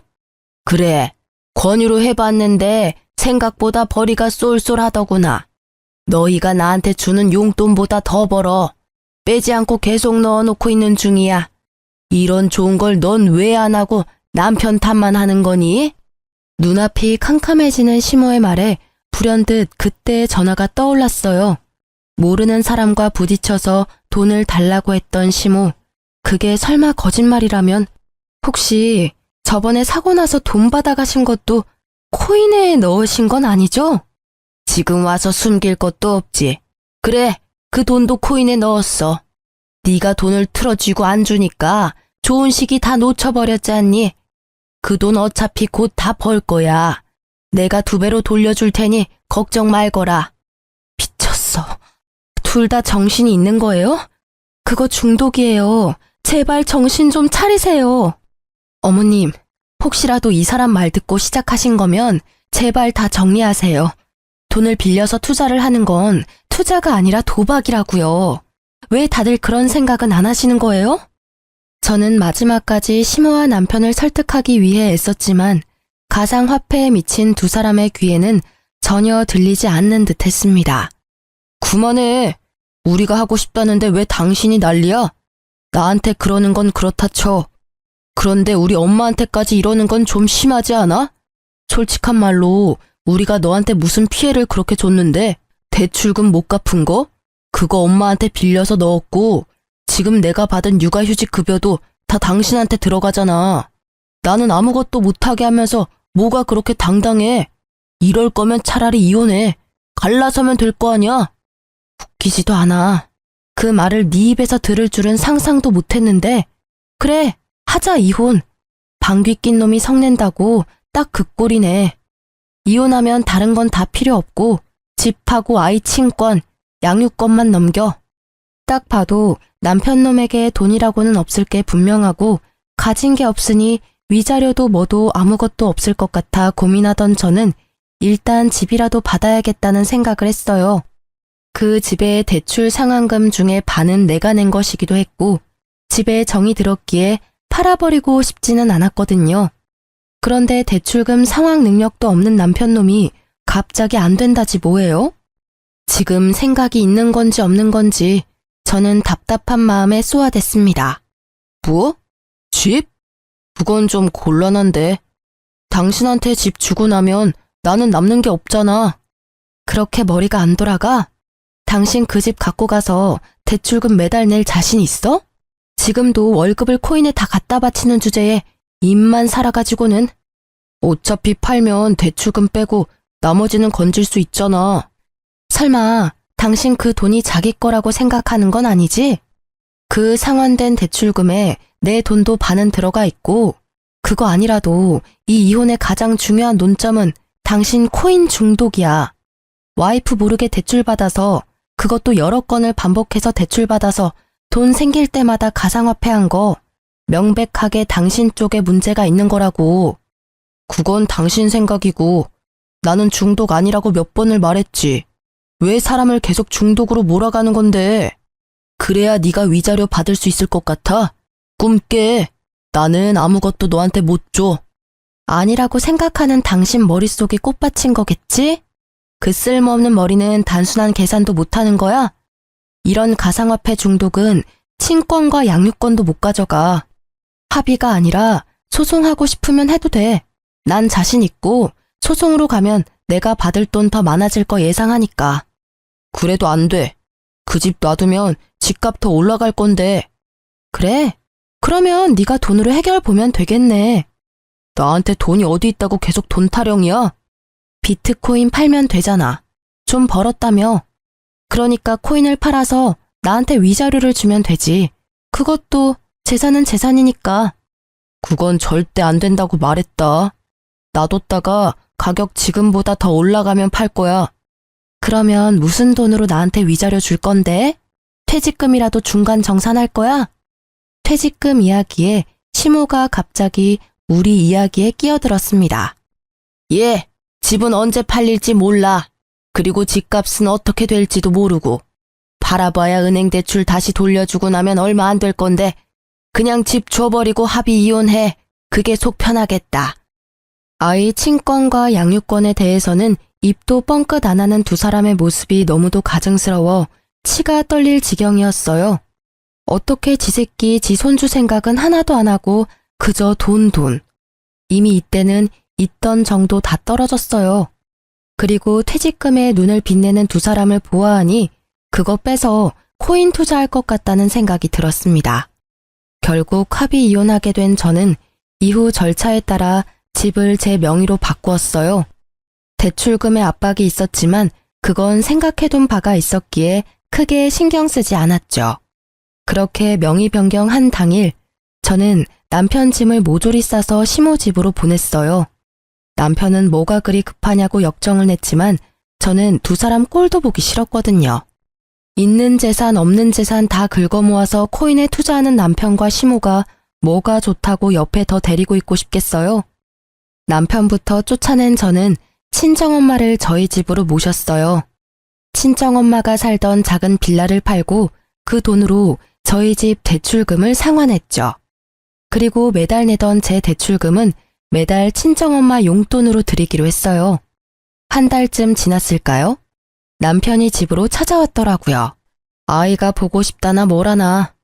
이혼하자며 큰소리 떵떵 칠 때는 우리 딸 이름 한자도 꺼내지 않더니 갑작스레 딸이 보고 싶다는 말이 믿음이 갈 리가 없잖아요.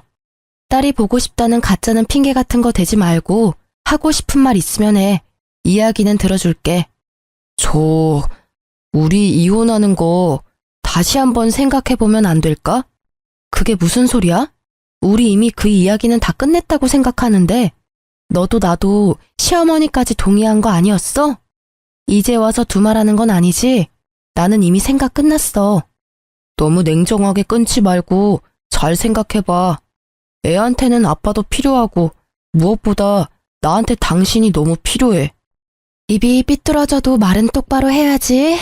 당신이 필요한 건 내가 아니라 내가 벌어다 줄 돈이잖아. 그런 식으로 말하지 말라니까. 물론 돈도 지금 없기는 해. 그래도 그것만으로 이혼 다시 생각해보라는 건 아니라고. 2번 다시 가상화폐는 안 할 테니까 다시 돌아와 줘. 당신 돈이 왜 없어? 집 대출금 상환액만 해도 100만 원 남짓이야. 그거면 지금 가지고 있는 대출도 충분히 갚을 수 있어. 게다가 퇴직금도 있잖아. 그거 받아서 대출 상환하면 끝이지. 그 꼴을 보니 그 돈도 다 가상화폐에 넣었겠네? 그게... 쭈뼛거리며 불쌍한 표정을 짓는 남편 놈을 보니 딱 견적이 나오더라고요. 집어릇게 못 준다고 결국은 가상화폐에 다시 털어넣은 것 같았어요. 진짜 잘 되고 있었는데 이번에는 재수가 없었어. 내가 투자한 가상화폐가 갑자기 유의 종목이 돼서 결국은 하나도 못 건졌다 그거지? 이거 봐. 내가 뭘 했어? 사기꾼들 손에 놀아나지 말라고 했지. 됐어. 더 이상 이런 주제로 이야기하는 것 자체가 싫다.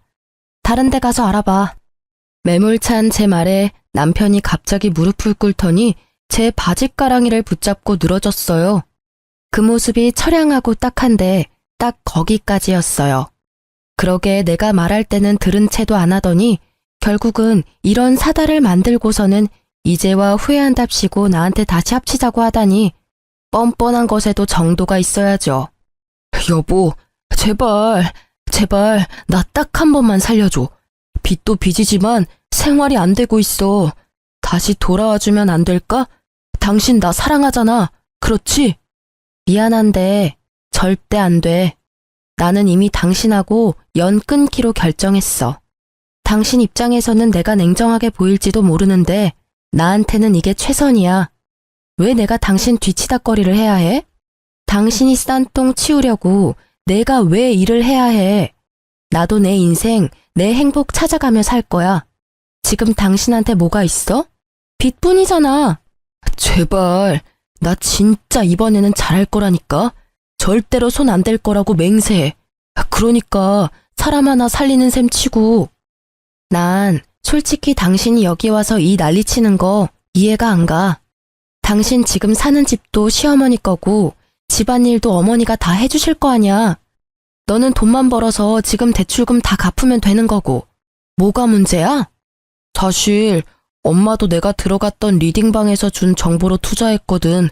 그리고 엄마 집도 담보로 대출까지 빌렸더라고. 근데 이건 정말 내가 시킨 거 아니야. 엄마가 그 정보에 혹해서 대출을 받아서. 이거 봐. 주식 같은 거에 중독되면 도박 중독이랑 똑같다고. 내가 뭘 했어? 친절하게 그거 사기꾼이고 그런 대박 정보 같은 거 없다고 했을 때 알아서 거기서 기어 나왔어야지. 그저 한탕할 생각에 붙잡고 있으니 휴지 쪼가리 돼서 쪽박 찼잖아. 퇴직금은? 설마 당신 퇴직금도 거기 넣은 건 아니지? 퇴직금도 넣었어. 그치만 진짜로 다음번에는 안 그럴 자신 있어. 그때 상한가에 제대로 팔기만 했어도 이러고 있지는 않을 거라고. 너한테는 내가 입 밖으로 내는 말도 아까워. 다음번? 다음번에도 또 할 거면서 나한테는 다시는 손 안 댈 거라고? 에라이 나쁜 새끼야. 그래놓고 우리 아이 생각하라고? 아주 지랄을 해라, 어? 당신은 반성 같은 거 할 생각도 없고 하고 싶지도 않잖아. 어디서 거짓말을 하고 난리야. 아니야. 진짜로 마음 고쳐먹었다니까. 엄마랑 나 지금 생활비도 없어서 공과금 낼 돈도 없어. 그러니까 제발 우리 이혼 다시 생각해보자. 지금 장모님이랑 같이 살고 있는 것 같은데 다 같이 살면 되잖아. 우리 엄마는 당신 꼴도 보기 싫대. 엄마 충고도 무시하고 이런 짓을 벌인 주제에. 그래, 가상화폐 할 때는 우리 엄마 생각이나 했겠니? 아쉬우니까 와서 이러는 거 다 알아. 그리고 경고하는데 당신은 나한테 돈 빌리러 오면 안 되는 사람이야. 양육비 한 번이라도 못 받으면 지구 끝까지 쫓아가서 받아낼 거니까. 양육비 소리에 그놈의 얼굴이 새파랗게 질리더라고요. 여기 와서 이럴 입장이나 돼요? 저도 엄연히 돈을 받아야 하는 입장인데 말이죠. 내가 양육비를 받기 위해 충고해 주는데 저녁에 일 마치고 투잡을 뛰면서 돈 마련하던지 해. 그렇게 하면 양육비 정도는 낼 수 있을 거야. 저의 친절한 해결 방법에도 그놈은 힘들게 돈 벌 생각은 없는지 입을 삐죽하게 내밀고는 시무룩한 얼굴로 나가더라고요. 책임감도 없고 죄책감도 없는 저놈의 뒤통수를 한 대 때려주고 싶었지만 꾹 참았어요. 그래, 빠져나온 게 다행이라고 저를 다독이면서 말이죠. 그렇게 저희는 완전히 남이 되었습니다. 그때 그 개운함이란 잘못했으면 그놈의 부채를 저도 같이 떠안을 뻔했잖아요. 일을 저지른 사람이 그 일을 책임지고 해결하는 게 맞잖아요. 그 뒤로 들려온 소식도 그렇게 좋은 소식은 없었어요. 전 남편과 시모가 살던 시모의 집에 채권 추심하는 사람들이 들이닥쳤다고 하더군요. 그 후로 새벽에 배송 알바를 하러 다니는 남편을 자주 목격했다고 하더라고요. 게다가 시모와 남편의 사이가 엄청 안 좋아졌는지 매번 싸우는 소리가 집 밖으로 들려온다고 이웃에 사는 분들이 말해주더라고요. 대부분이 네가 하는 말을 들어서 망했다라고. 둘 다 똑같죠 뭐. 그리고 1년쯤 지났을까? 어린이날에 아이와 친정엄마 이렇게 셋이서 놀러 갔다가 돌아오는 길에 전 시모를 마주치게 됐어요. 어머, 다은이 아니니? 할머니야. 잘 지냈어? 많이 컸구나. 아는 척하며 딸아이에게 다가오자 딸이 무서운지 친정엄마 뒤로 숨어버리더라고요. 저희 엄마도 그런 아이를 보호하듯 뒤로 보냈어요. 전 시모의 몰골은 예전과 너무 달랐어요.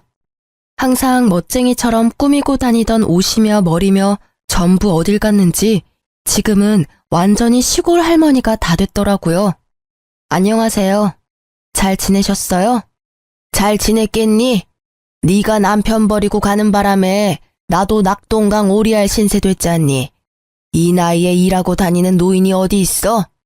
너 재결합하자고 찾아간 남편 무시했다며. 그러는 거 아니다. 걔도 엄연히 다은이 아빠야. 어떻게 생겨먹은 애가 아빠한테서 애를 떼어놔? 냉정하기도 하지. 그런 엄마 밑에서 클 내 손주가 걱정이 돼서 요새는 밤에 잠도 안 온단다. 네, 저 냉정해요. 그런데 말은 똑바로 하셔야죠.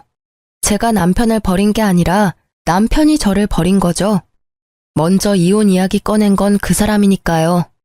그리고 어느 엄마가 주식에 중독된 아빠를 네 아빠라고 당당하게 보여줄 수 있겠어요? 혹시라도 나중에 우리 다은이가 아빠처럼 주식에 빠지지 않는다는 보장은 없잖아요. 제가 할 수 있는 건 그런 나쁜 사람들에게서 애를 떼어놓는 거예요.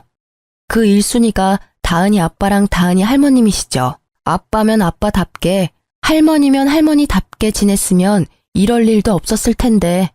제가 그렇게 하지 말라고 했는데 사기꾼한테 놀아나서는 나쁜 사람들? 너 지금 날 나쁜 사람이라고 한 거니?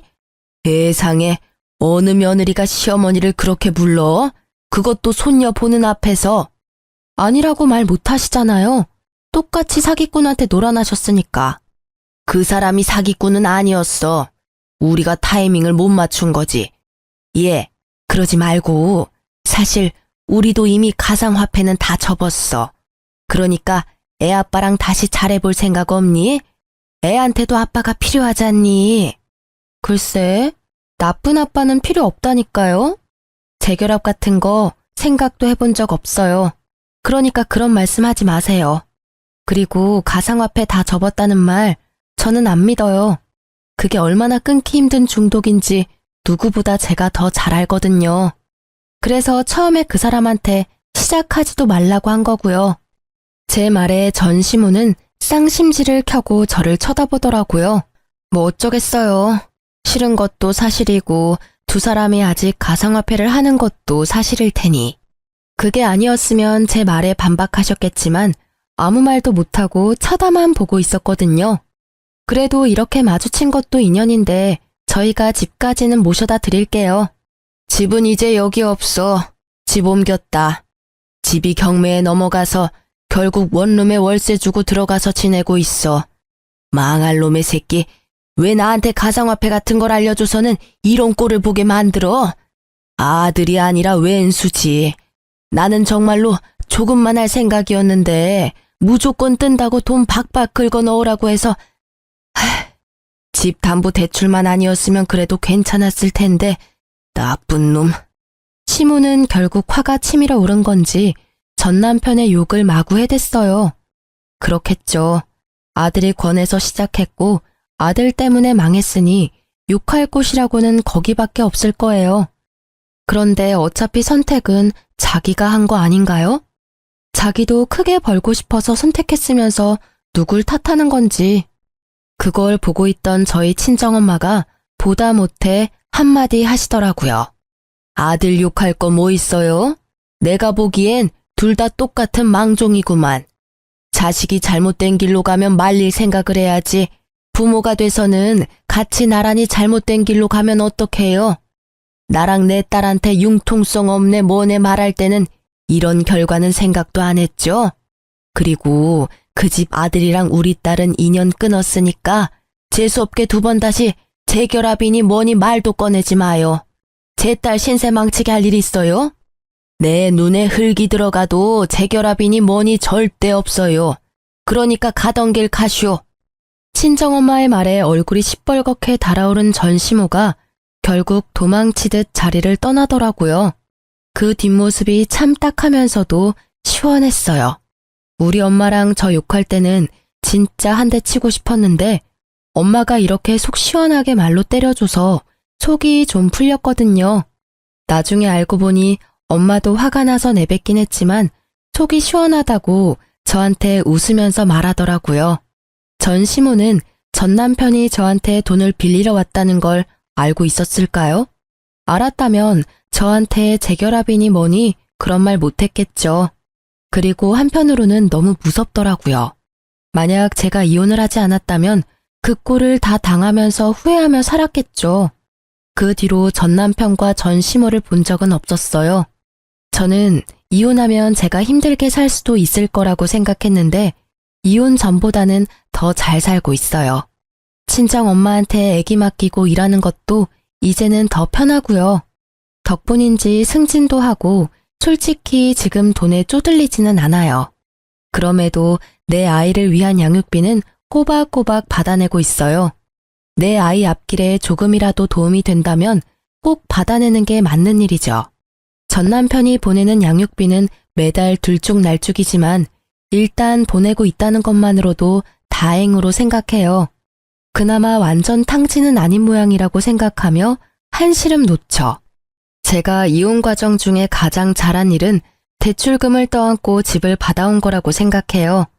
처음에는 돈을 받아오지 않아서 큰일이라도 생기면 어쩌나 싶었는데 집값도 조금 올랐고 친정엄마 덕분에 대출금도 사라져서 실보단 득이 더 많거든요. 인생의 타이밍이라는 게 얼마나 중요한지 이번에 이혼을 하면서 깨달았어요. 전 시무와 전 남편의 망한 꼴을 보니 제가 그때 빨리 탈출한 것이 신의 한 수였다는 걸 알게 됐거든요. 만약 조금이라도 늦었다면 저까지 그 빚더미에서 벗어나지 못했을지도 몰라요.